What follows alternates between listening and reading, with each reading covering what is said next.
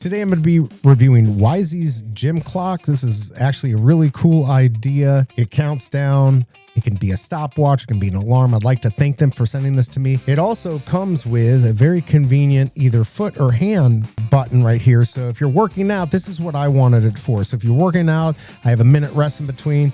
Once I'm done, I can hit this right away. I normally keep my phone and stuff a little bit further away from where I work out. So it adds maybe 10, 15 seconds. I can do this right by my workout, click it, and then the timer goes down. The only problem is I've heard some people have issues with the clock. Maybe it's off 10 minutes every 24 hours. And the one issue I ran into was setting the countdown. It starts off at 99999. You have to use the remote to really control this. I wish this had onboard features. So you can do up, down. Of course, I did down for countdown. Then I had to set it. Not too bad. But when it hits 0, when I tried to stop the sound with the switch, it didn't work. And I had to use the remote, and I don't know how well that worked. This does okay on Amazon. It gets 4.1 stars, but I did see that it's a frequently returned item. It's not necessarily cheaply made. It's not really super light or anything. You do have to plug this in. So if I hit the button, that doesn't turn it off.